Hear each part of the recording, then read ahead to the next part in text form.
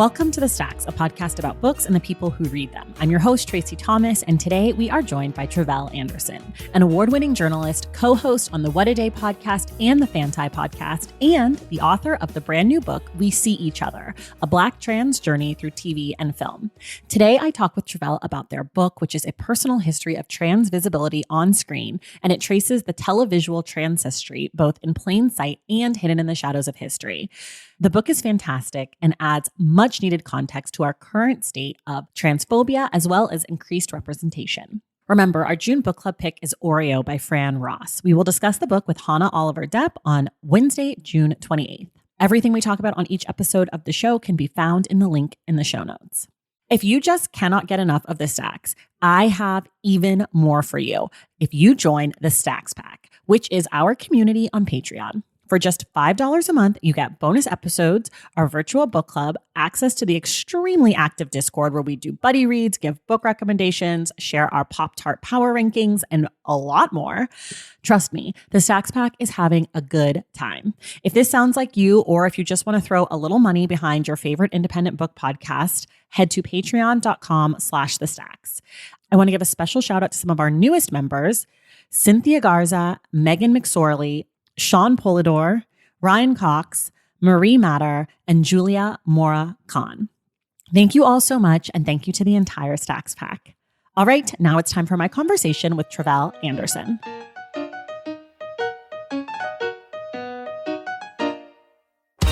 All right, everybody, I am so excited. I'm joined today by one of someone that I admire so much. I think is so smart, wrote an incredible book, has a hilarious podcast, and then also kind of a smart newsy podcast. It's Tre'vell Anderson. Welcome to the Stacks. Thanks for having me. So glad to be here. I'm so happy you're here. Let me tell folks about the book you wrote. It's called We See Each Other, a Black trans journey throughout TV and film.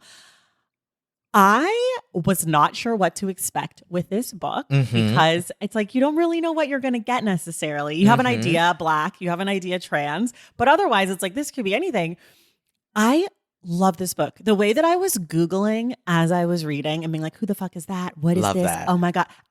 I was oh, and I totally could feel you wanted me to do that. You know, with the view, I was oh, I feel I am tapped into exactly what Tre'vell wants from us. But why don't you tell folks in about 30 seconds or so what the book is about?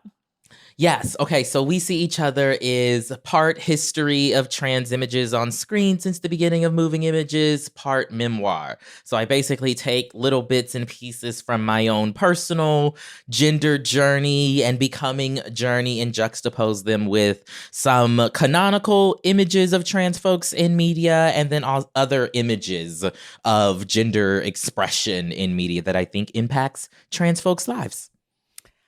One of the things that I appreciate about this book is that pretty early on, you let us know that this is not comprehensive, that it's not every image of a trans person on screen. It's not every story that we've ever seen. It's not every reference.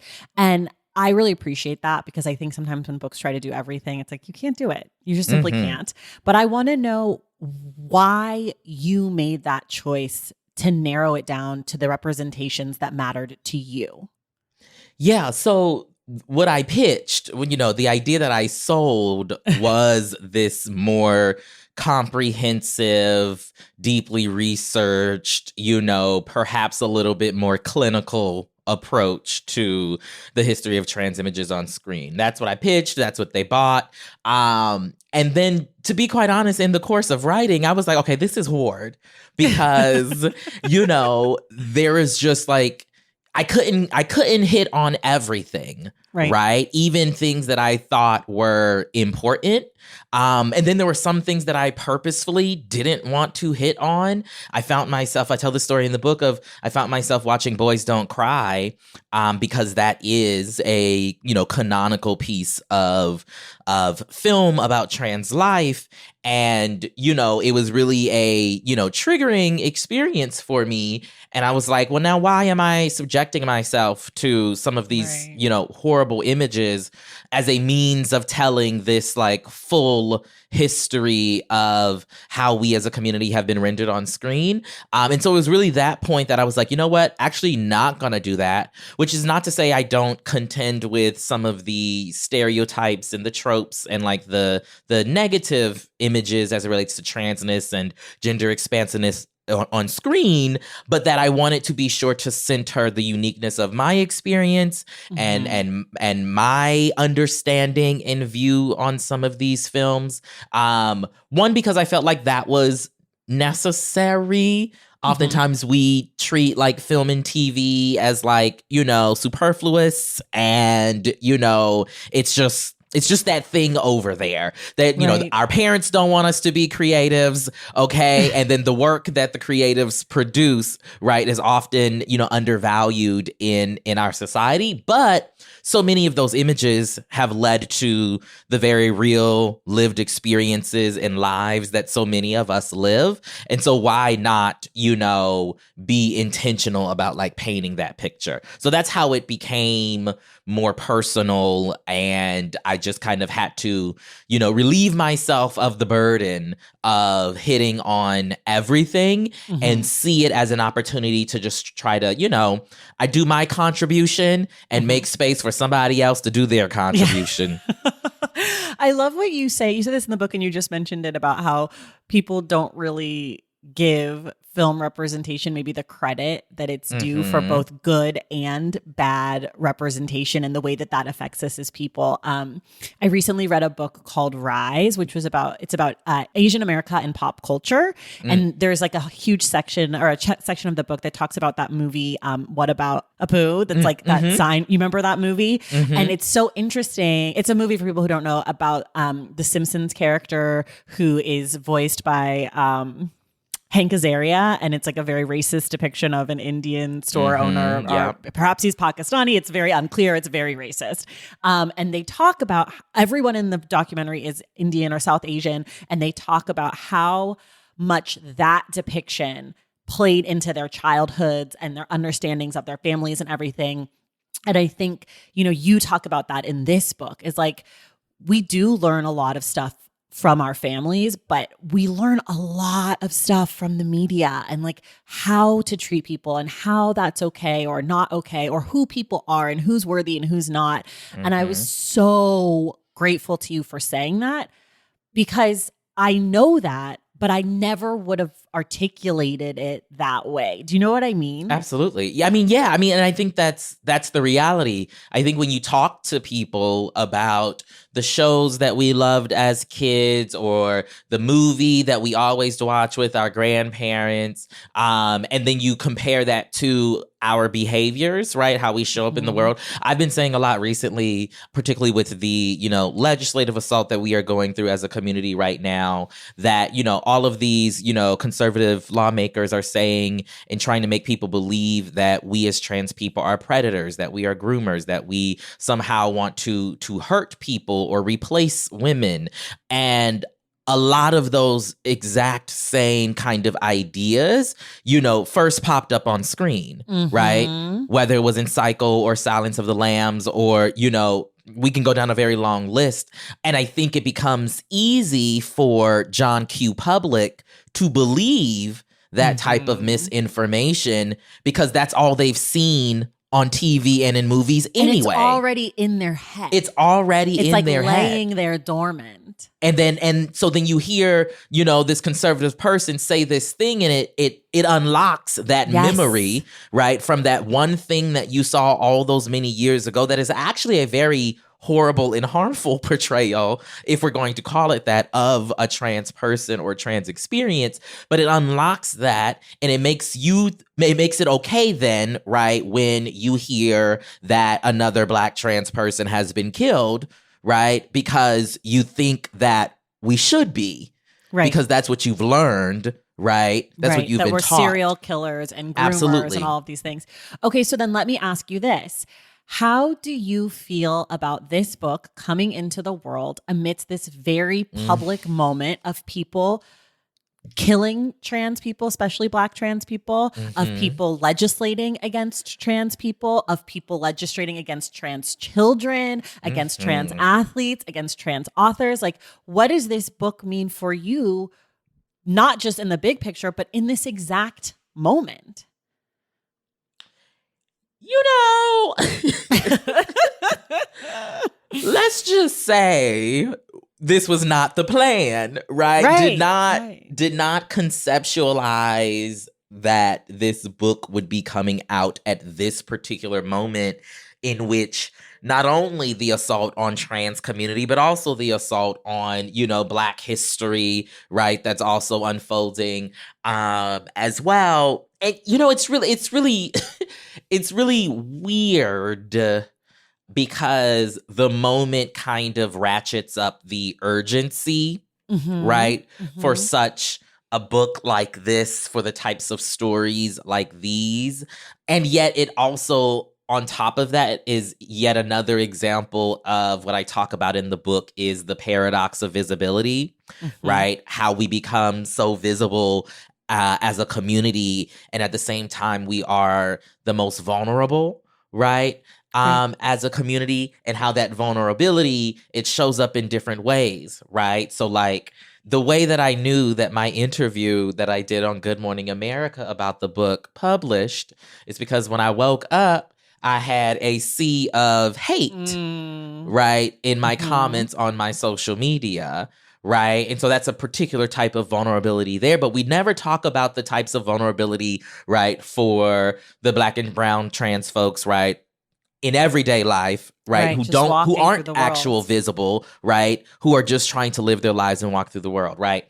And so it has been a perplexing moment and experience to have written this book and have it come out at this moment, and I'm still in it, right? So it's even more kind of weird, but it definitely is kind of proof within itself of like the need for the book and these conversations.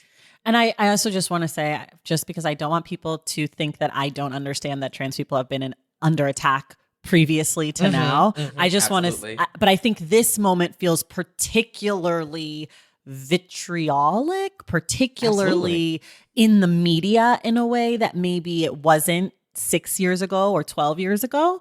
So I want to clarify so people don't think that I'm like, oh, trans people just were invented and now people hate them starting today. Let's talk a little bit about talking about art from the past and talking about it contemporaneously. So early on in the book, you talk a lot about drag queens because in media, in movies, a lot of characters or even in culture, a lot of people who were trans use the language of being drag queens. Like that was just like what people used at the time, regardless of if they were a cis man who was, wearing women's clothes and performing as a drag queen like we know it now, or someone who was living a trans life. I want to talk about the conflation of these two things and like how you were pulling it apart and trying to decide what was trans representation and what was drag queen representation. And does that matter? Like, does it matter if something from the 1980s is drag versus trans? Like, or why does it matter? Or how does it matter to you? I don't know. It's a lot of questions, but I just love for you to tease it out a little bit for us. Let me see what I can do with that. So I think, well, one, it was important to talk about drag in a couple different ways for me. I'll start with, what I will call the traditional form of drag, right? Which is a cis-identified man dressing up getting up in the gigs, right, for some sort of performance. And it was important to talk about that mainly because of, for me, the Lady Chablis, who starred in Midnight in the Garden of Good and Evil, which is based on a book, which in part was based on a chapter of it talked about the Lady Chablis in real life. She plays a version of herself in the movie. Right. And the Lady Chablis was a trans woman but she was also a drag performer. Mm-hmm. In the film, she is only ever regarded in text as a drag performer, though there are these, subtle inferences to, estrogen shots and, other things that would signal a trans identity, not right, just like pronouns, right? Like, exactly. People correct the pronouns. Absolutely. That would signal, transness and not just drag. But because of the time period, right, and the language that we had at that time that was most often in use, right, she's referred to in all of the press that you look at from the time as a drag queen. And then I think of a film like Tu Wong Fu, in which John Leguizamo's character, Chi-Chi, has somehow been deemed a trans icon today, when if you watch the movie,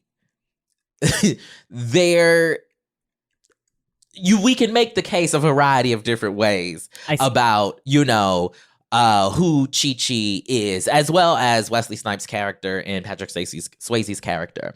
And so it became important to talk about drag in that particular way because of, in part, this current cultural moment in which we see transness and drag kind of side by side in a show like RuPaul's Drag Race, for example. Yeah. Right?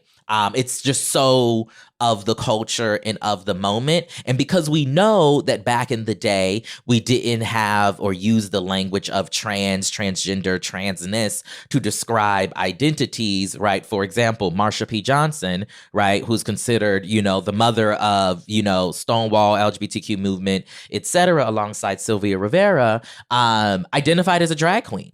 Used that language for herself because that's the language that they had. And so how do we have a conversation about images of drag, right, as both potential sites of possibility that trans people have seen themselves within, as well as areas where John Q. Public, right, might be pulling from, in terms of their thoughts and feelings and expressions as it relates to our identities as trans people. So that was one. And then there's the second type of drag that we don't talk enough about, in my particular opinion, in the Black community, which I was just going to get to this. I'm so happy you're doing this. Okay, go. Which is the type of drag that gives us a Medea, the type of drag that gives us a Wanda, a Shanae, a Rasputia. We can go down a long line, a Geraldine, shout out to Flip Wilson, right? So these Black men, mostly, at least publicly known as straight men, cis men, right? Donning these woman characters as a means of entertainment. And how, in my own personal experience, I talk a lot about Medea and how I have a soft spot for that character. Not necessarily Tyler Perry, just the character. And how, as I have gone through my own particular journey, I noticed that the same types of jokes that get lodged at a Medea, a Wanda, a Shanae, right, are the exact same jokes, quote unquote jokes, that manifest as in real life violence that we as Black trans women in films experience, right? Because the jokes are about our bodies. It's about our shoulders. It's about the size of our hands, the size of our feet, right? Whether or not we have an Adam's apple, whether or not our jaw is a particular type of way or whatever, right? And how now people, if we are not exhibiting and exuding the type of identity, the type of gender play for entertainment purposes that a Medea, right, is doing, how that becomes some sort of aberration in culture that leads to us as Black trans people, Black trans women, and femmes in particular, being killed. Right. For existing. And I think we as a community need to talk a little bit more about that, right? And the complexities that lead us there. You talk about it a little bit in the book, and I think, I found it really interesting when you mentioned that Dave Chappelle has famously not done this drag moment. And you talk about in the book how the Black comedians who have done these like infamous drag characters sort of like cut their teeth, right? Like that was sort of like some of their earlier work, and it's like what made them who they are. And so I don't know. There's not a great question there. I think the question is like, do we think that Dave Chappelle's transphobic because he's never dressed up as a woman? I don't know if that's like the real question. But there is definitely something like in there about that. Like he's the only one who hasn't like walked a mile in her shoes, so to speak. And he's like the biggest monster. But then of course there's like the subtle digs at trans people and also Black women across the board, even cis Black women, right? Like this disdain for them as well in these characters. And like, you know, maybe on a lesser level, because some of it, you know, and I think like some of it you can say is homage, and you know, like it's like this fine line. That's what they say, right? They say that that's all of these characters are homages to the women in their life, to the women that we all know, and maybe it is. It can be, and it can also be, you know, a reproduction of stereotypes and harm, right? As it relates to Black women writ large, right? Not and more specifically, you know, the experiences of Black trans women in films in our community. And it's not about necessarily trying to do away with these characters. I'm someone, my friends always make fun of me because I'm always like, well, it's nuanced, it's complex, it's complicated.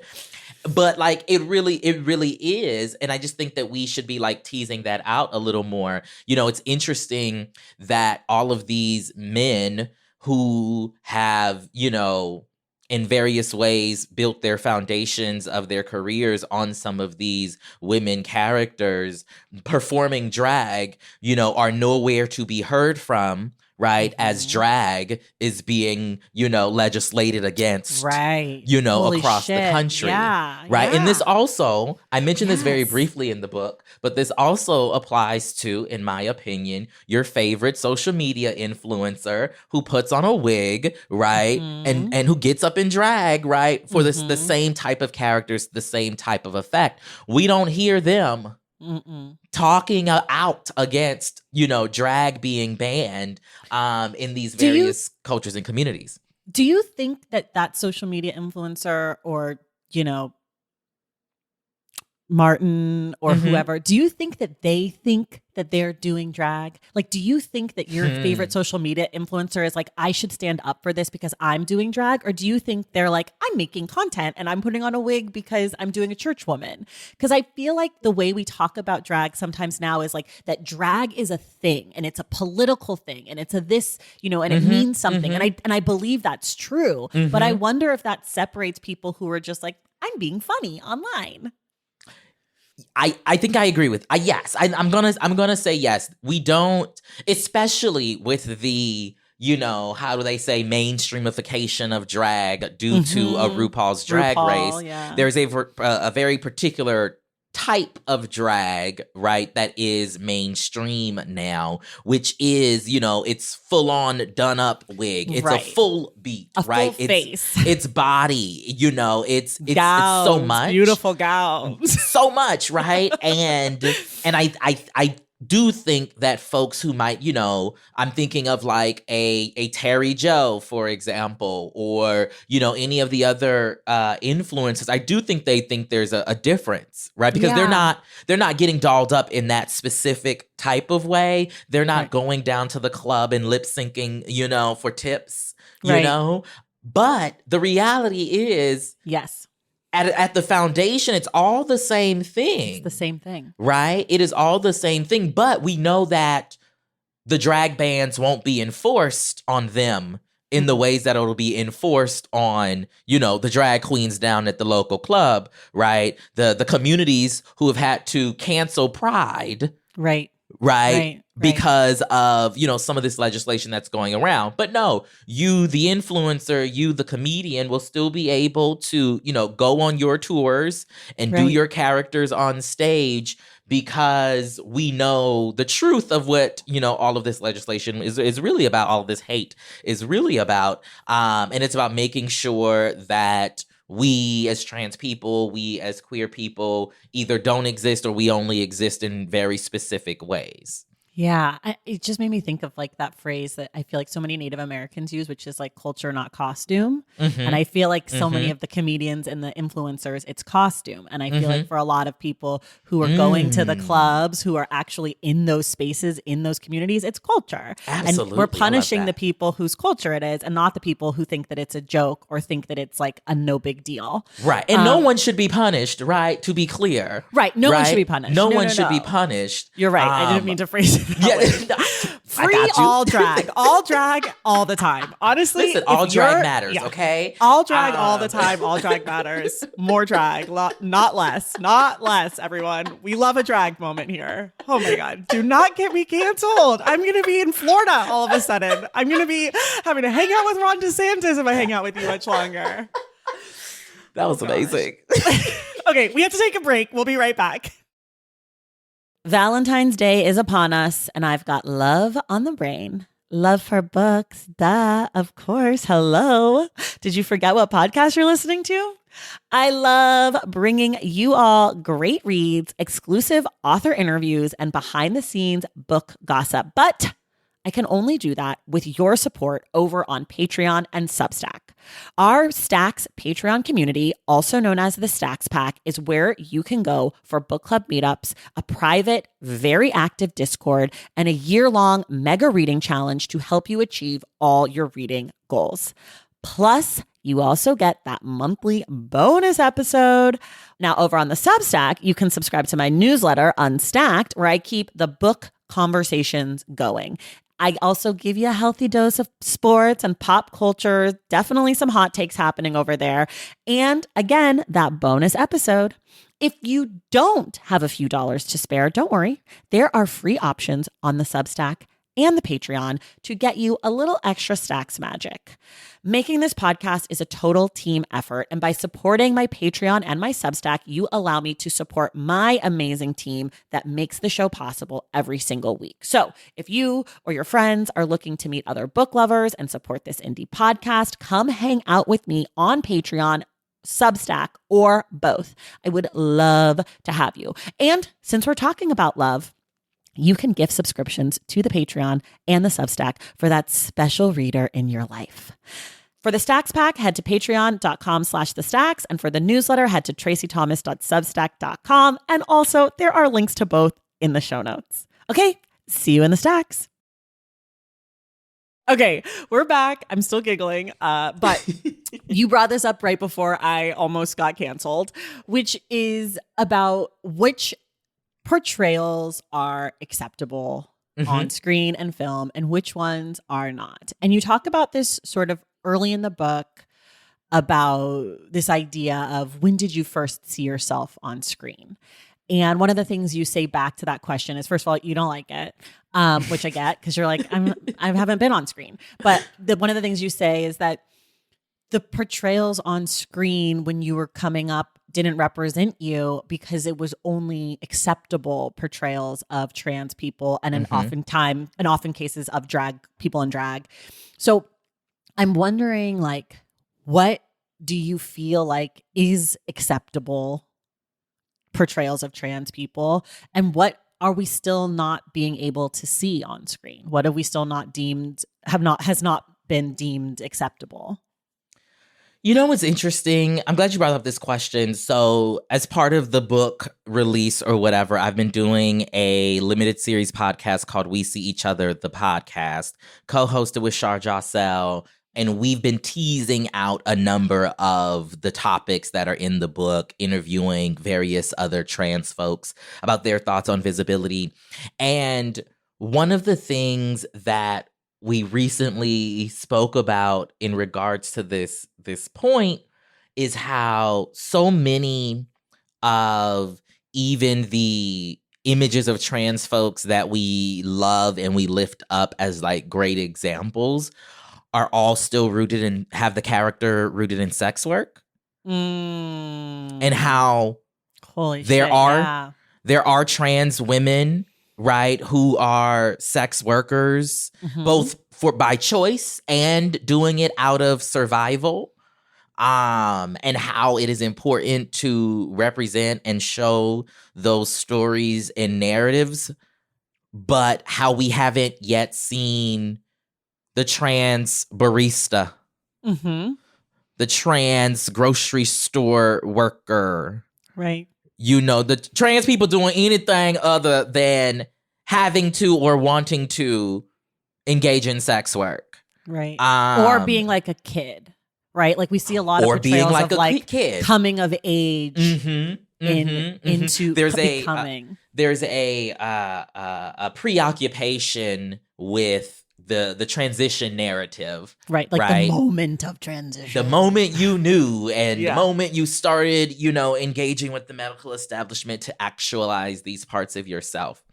And so I say all that to say that promised land that I think is where at least I'm trying to get to when it comes to trans representation is one where we have so many different slices of trans life represented, right? I'm not necessarily trying to do away with the narratives that have that show transness at the intersection of sex work, because that's a very real part of many trans folks' lives, often because, they're forced into that type of work.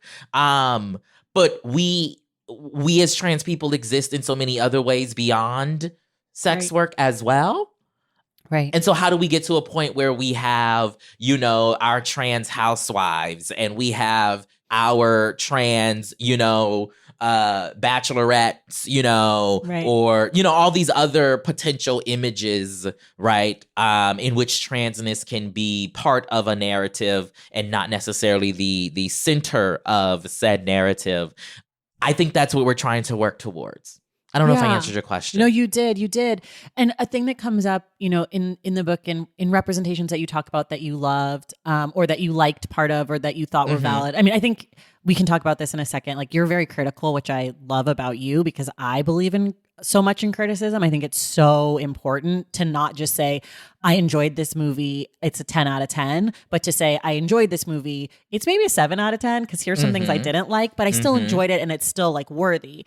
But one of the things that you talk about, and it's something that I think about just in general with Black representation, is like, which of these stories are about trauma for trauma's sake versus which of these stories portray trauma in a way that feels realistic to the actual lived experience. Like I would, like, I'm a Black woman, I have experienced traumas, but I would not, if you told the story of my life, the movie would be basically void of major trauma, but you couldn't tell the story without, the first time I was called the N-word or something, So like, do you feel like you're seeing a little bit more of that, where it feels like the trauma that comes along with being any sort of marginalized person, and sometimes maybe it's very extreme and sometimes maybe it's more minor, is being portrayed? Or do you still feel like we're stuck in a place where it's like sex worker, or, you talk about a foreign film where it's like, they cut off their own penis and like this like horrific moment, sensational. So I'm wondering if you've started to see portrayals that are slightly more nuanced, I guess, when it comes to trauma. Because you can't tell these stories without some, because it's part of being a marginalized person in this country, right? Yeah. Or do you feel like we shouldn't even play into it at all? Well, I think the problem is that we're only playing into right in various ways, both like the nuanced, complex, very real, lived in type of ways that you talk about, and also in the stereotypical, tropey type of way, because there are ways to. I'm thinking right now of a film that is out in theaters right now called Monica, starring Trace Lysette. Wonderful trans actress. The narrative, it's a beautiful, Oscar Beatty type movie in that it is, a slow burn. There's very little dialogue. It's a very internal type of acting job. And it's really a story about this title character reconnecting with her family after years of being, apart from them, so much so that they don't even recognize her, right? Oh, wow. But then, and it's beautiful in that we get to see this trans character just kind of making coffee. Yeah. Like having sex in the back of a truck. Just regular stuff. Just regular stuff. And I love that about the movie, but she still engages in sex work. Right. You see what I'm saying? Yeah. And so how we could have done that entire we could have had that same movie without the sex work. Right. And that would have been something different. And completely. So do you think that this like obsession with the tropes and the stereotypes is coming from the executives, like from the tip top? Or do you think it's coming from like maybe the directors and the producers who just still don't have an imagination for it or can't see the wholeness of people? Like from you're sort of a Hollywood insider. You reported with LA Times. Like an insider? You write about wow. culture. Well, maybe not an insider like nudge, but an insider like what's going on. You're privy to conversation. Yeah, I think it's a little bit of both, to be quite honest with you, right? Okay. Like I do think that people are obsessed specifically, I think, with transition related stories, right? They want to see the transformation, right, as a means of helping them articulate, right, what it is to be trans. And there are instances, and we've had examples in culture in which, they do that type of story with love and care and gentleness and all that other stuff. And we have other examples in which they don't. But I do think that is the prevailing confusion as it relates to transness that manifests as the types of narratives that we most often see on screen. Right. And so I think it's both the people who are in the C-suite, right, who believe they've never met a trans person, as well as the actual creatives, many of whom also believe they've never met a trans person. And I want to be clear, it's not to say that there's like ill intent. I think so many of these folks think they're doing the right thing, think they're trying to humanize in their own way trans people, but not realizing or perhaps not being interested in shouldering the broader responsibility that comes with telling a trans narrative that necessarily connects to our everyday lives as trans people in the same way that it did, once, and I would say to some sort of extent still does when we talk about Black representation at large. Yeah. Okay.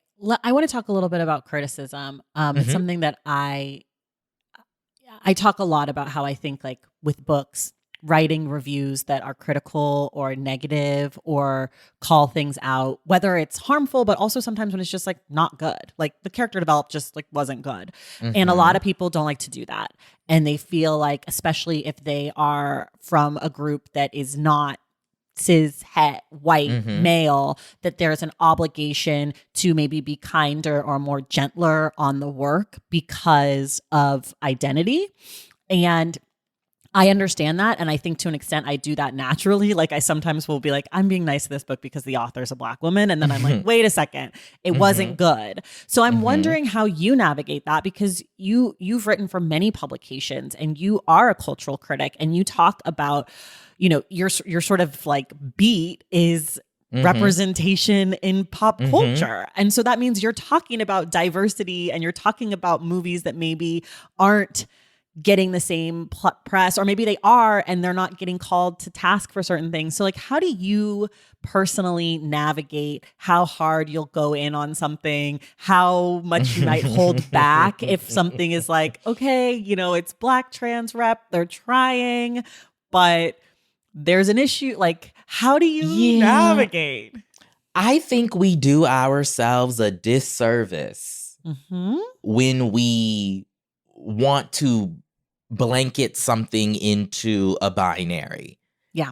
By which I mean it's good or it's bad, or it's necessary for representation or it's not. For me, one, I think that to wrestle with a cultural production is the best way that we as an audience can honor the work that a creative puts into something.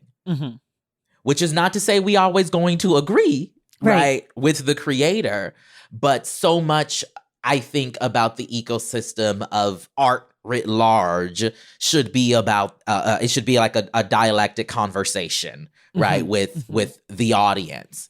And the entire audience, you will have some people who love it, and you will have some people who hate it, who love it less, you know.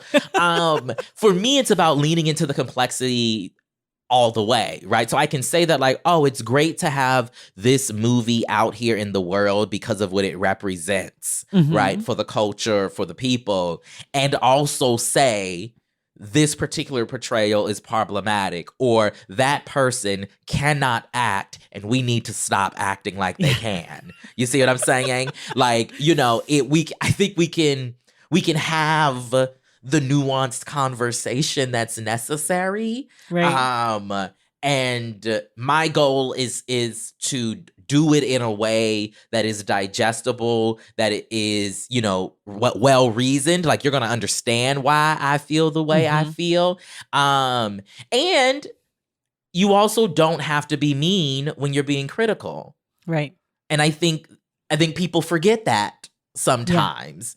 And so for me, it's about, you know, I want to show the care that I have and also the appreciation I have for what was created. Right. But let's talk about some of the things that just ain't working. And do you ever get pushback from people who are involved in projects where you're like, wasn't great, this wasn't working? And like, how do you deal with that? I have gotten pushback before. Nothing major. I know of other people in the industry who have, you know, fiercer pens than I when it comes to criticism, particularly criticism of Black art, who have had, you know, people call their employer. Right, to try to get them fired. I ain't had nothing like that. Okay. I've just, you know, rubbed an elbow or two with somebody whose movie I said was bad at a party. Or I reviewed somebody's book and said that they were capitulating to whiteness and then had to see them, you know, 2 weeks later. But here's the thing. I'm always down to have a conversation. That's right. If you disagree with my estimation, let's tease it out. So that I can understand perhaps even better what your intention was, and you can understand what my reception was. Because there's a place for both of them. And so it's like, you know, I'm going to say what I got to say. And if you would like to have some discourse about it, we can talk. Because that's actually what gets me most excited about criticism.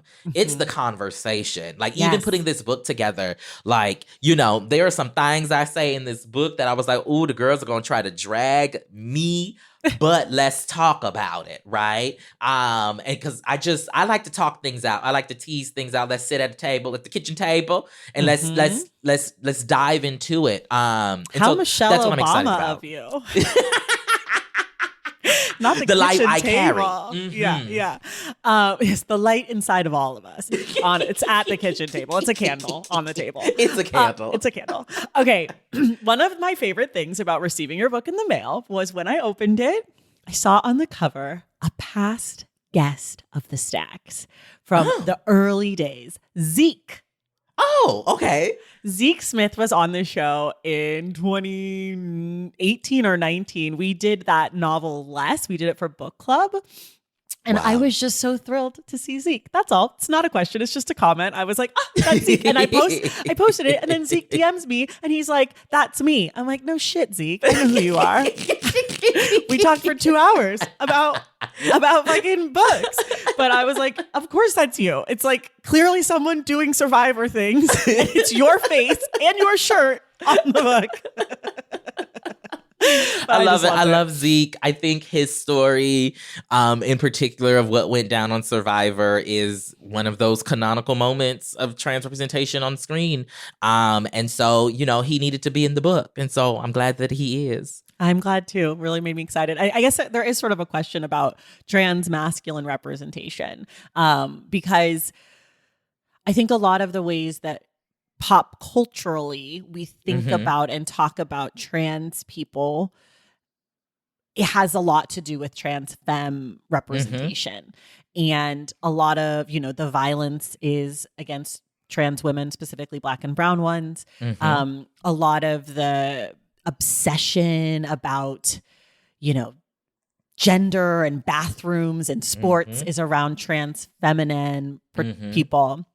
And so, and then of course, as I'm reading the book, I'm trying to they're about halfway through the book. I'm like, where are the trans masculine people? And then 2 sentences later, you're like, don't worry, we're going to get there, people. But I'm sort of wondering about that. I think, Elliot Page having come out recently has maybe shifted the representation, I guess, on that side. But I don't know. I'm curious what you think about it, why you think it's this way. I know a little bit in the book you talk about size and body parts a little bit. We are comfortable with small men in a way that we're not comfortable with large women. Yeah. A little bit. So I'd love for you kind of just to talk about that. Yeah. Well, Elliot's book comes out soon. I think it'll be out when people are listening to this. It's called Page Boy. I think it comes out June 6th or something. Yes. Yeah. But you're super right. When Elliot, disclosed to the world his truth, he put trans men, trans masculine people, right, on a particular space in culture and discourse that I would say they haven't been. Yeah. As writ large, in the same way that when Laverne Cox dropped onto the scene with Orange is the New Black. I think that what it comes down to is that it is a lot harder, I think, for people to rationalize in their mind how and why someone assigned male at birth would want to live out their life as a woman. Okay. Yes. Okay. Because of the ways that we treat women in our society. Why would you give up, quote unquote, male privilege, right, to become a woman, to embody womanhood or femininity? And I think in people's minds, it makes a little bit more sense that somebody assigned female at birth would want to, grab a bit of male privilege in this society. Right. And it's a lot harder to say, or let me rephrase that. It's a lot easier to get people to overreact, to misunderstand, to carry out hate towards trans women when you can say there's a man in the women's bathroom. Do you think a little bit also, so what I was thinking about as I was working through the question and reading through the book is there's also this sexism, right? Of course, of anti-misogyny, all of these things that even a trans man, for people who don't see or understand transness or don't want to or just hate it or whatever, for those people, that it's hating a trans man in some ways is like hating a woman, and it's harder.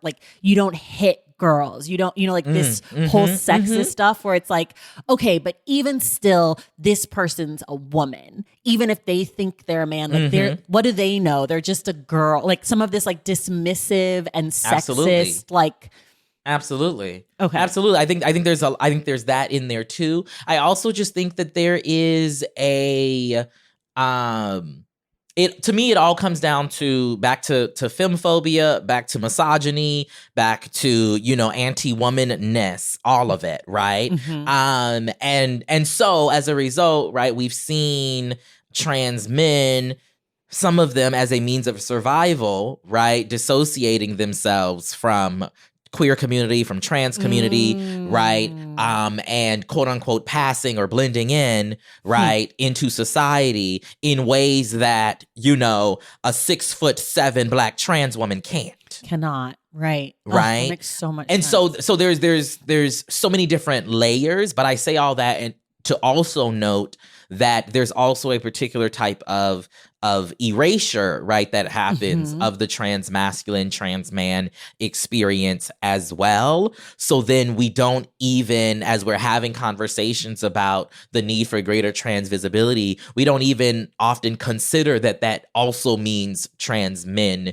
and trans masculine people, right? Because we're focused on the visible ways that we often take down women, right? That we want to reproduce specifically onto trans women and trans femme folk. Yeah, that's so good. So smart. Okay, I'm doing a hard shift. I want to ask you about the title. How did you come up with it? What does it mean to you? What is it? What is it? Talk about it. We see each other. Okay, so I have been waiting for somebody to ask me about the title directly this entire time. I keep having to bring it up and try to, you know, get the interviewer to ask it, and no one ever does. Title. We love a title over here. Okay, so we had a lot of conversation about the title, as probably happens with most books. I don't know. And ultimately, I wanted a title that would signal off bat who I'm talking to, who I'm talking with, who I'm speaking in community with, right? Yes. And we see each other, and this idea of being seen just kept coming to mind. We see each other, obviously. I basically kind of stole it from the back and forth moment between Candy and Nene on Real Housewives. Those who know. And if you don't, go Google it. It's on the YouTubes. But what I loved about it was that it kind of had this double speak in a way, where the people who know that pop culture reference will know it and they will get it and they will understand that layer. And the people who don't, they won't, but they'll still be able to consume it. But I want it to be clear from the beginning, right, that my goal and who I'm talking to and speaking with is other Black trans folks. Yeah. And the rest of y'all get to listen on in. You get to eat up this education as well and this knowledge. But this isn't a book that is interested in centering, you know, anything but a Black trans perspective, and specifically my Black trans perspective, right? Which does not necessarily represent the entire perspective of Black transness. And so that's how we got to the title. We had other titles, but they all, to me, changed who the audience was that I was speaking to. I had, you know, it was a lot of back and forth. Got it. But we ended up on the title that I wanted. The original title, the title that I sold it as, was Seen, SEEN : Trans Lives on Screen.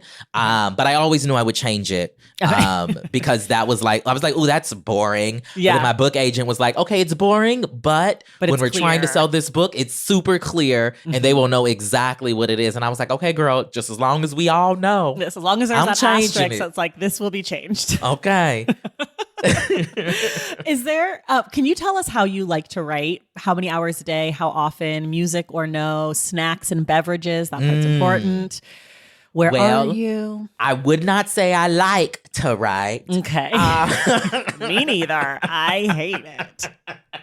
But I'm good at it, and I do love it, more generally speaking. Okay. So I am an early riser. I wrote the majority of the book in the early morning, like, you know, like 6 to 8, 6 to 9. But I also have, like, I was doing so much while writing this book. By so much, I mean I was writing the book, which I basically did in like 3 months. Do not advise. Whoa. Okay.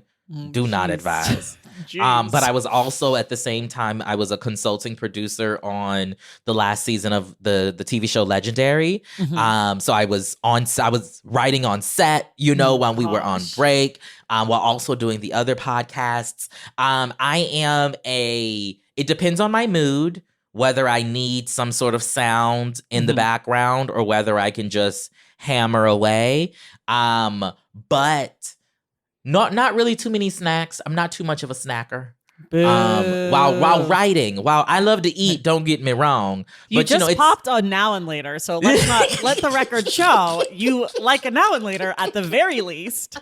but not when I'm writing. But I think that's also because I write so early in the morning. It's it is what it is. And then I'm a water girl. Just give me some water, maybe a Coca-Cola, something like that. And then I tried to have like a candle or two around just to give me some. Is there a specific scent that you like? There is a candle that I found while writing that is a Fruit Loop scented candle. Okay. Yeah. And it smells exactly like the Fruit Don't tell Loops. me you don't like a snack when you have a Fruit Loop candle. How dare you? Who do you think I am? I mean, if I need to nibble, I'll nibble. But, it's 6 o'clock in the morning. My body's not ready yet. But that's basically how I, for the most part, write. But I'm also the type of writer where, I cannot move on unless the sentence that I am on is perfect. Okay. It needs to be, so I guess people say that's like editing as you go or whatever, but like it has to be perfect. The rhythm has to fall right. And so that can be, I'll just say that meant that many a days I only wrote 2 sentences because it took me that entire time to get those 2 sentences the way I needed them to be. What's a word you can never spell correctly on the first try? Oh my God. Oh, this is horrible. Business. Ooh, good one. I think you're the first person to ever say business on the show. Business. And I have the way to remember it because I got very embarrassed when I was in middle school. But business is one that I'm always like, okay, B-U-S-I, B-U-I-S. It's a lot. Totally. That's a good one. Do you know what comes next for you? Do you think you'll write another book?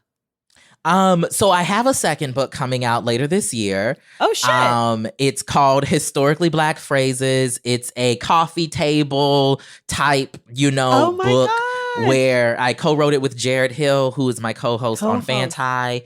And it's like a coffee table book. We've like taken these phrases that we've heard growing up, put definitions to them. We've got some essays in there. We did some different interviews with different folks. So that's like a fun. When is that out? What's the date? That's September 19th. Okay, we're gonna link so you guys can pre-order. I will be pre-ordering immediately. Please do. We just recently released the cover of it. It's so cute. It's gonna be so fun. But that was hilarious and wonderful. So that comes out September 19th. Yes, that means I was writing both of these books at the same time. Yeah, again, do not recommend. Do not recommend. Busy.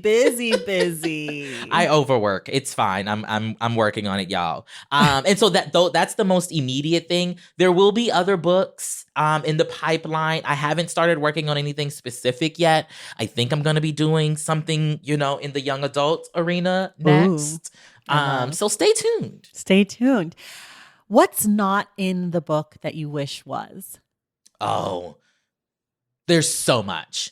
And most of it was just like people whose contributions to culture I wanted to talk about. That's how there's a section at the end of the book called Transcestors, in which I do these like just mini quick bios of like 6 trans people in culture. Ajita Wilson, Wilmer Broadnax. These are folks who maybe they were in film and television, maybe they weren't, maybe they were artists or whatnot, whose names just needed to be said. Yeah. But if I had to choose a film that I would have put in or that I wanted to put in, but it just didn't work, it would be the Cheetah Girls. A lot of folks don't know that the character of Drinka Champagne, who's like the drama teacher or whatever in the movie, is played by a trans woman. Sandra Caldwell is her name. She's still living with us. And when I learned that piece of history, knowing the obsessive love that I have of that movie, I was like, oh, that must be the reason why. I mean, besides the fact that, we now know Raven is queer as well. I was like, that's gotta be it. So I wanted to figure out a way to bring in Cheetah Girls, but it just didn't make sense. It didn't fit. Book 2, all about Cheetah Girls, an oral history of Cheetah Girls. I just have two more questions for you. One is for people who love We See Each Other, what are other books you might recommend to them that are in conversation with your work? I'm going to go with, we mentioned the Lady Chablis earlier. You all should check out her autobiography. It's called Hiding My Candy. Okay. And it's wonderful. She read an abridged version of it for an audiobook in her own voice. So that was fabulous. And then I would also say, Black on Both Sides, which it's a more academic in nature text.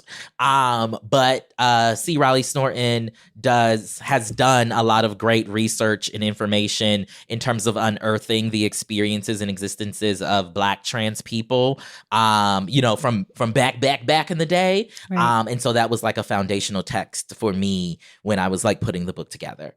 And for people, there is a little page of selected further reading. Yes. So when you get the book, when you get to the end and you're like, I need more, Tre'vell has you covered. There's plenty more for you. That's exactly right. Here's my last question. If you could have one person, dead or alive, read this book, who would you want it to be? I'm gonna go kind of, spiritual and amorphous here. Okay. My dedication to the book is to who I believe to be a transcestor that existed in my family that I just don't know about. Mm-hmm. The dedication says, for the transcestors from who I specifically came, I don't know your names, but my spirit says you existed. Yeah.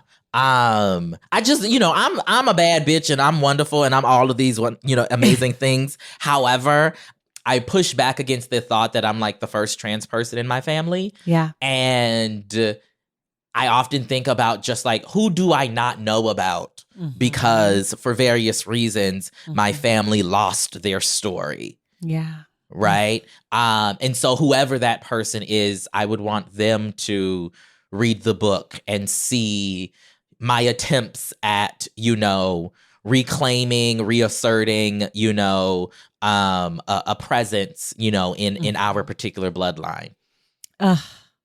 Gosh, I'm obsessed with you. Everyone, this has been a conversation with Tre'vell Anderson. Their book is called We See Each Other, A Black Trans Journey Through TV and Film. You can get it wherever you get your books. Do you read the audiobook? I do read the audiobook. Okay, so you can listen to Tre'vell read it. Thank you so much for being here. Thanks for having me. And everyone else, we will see you in the stacks.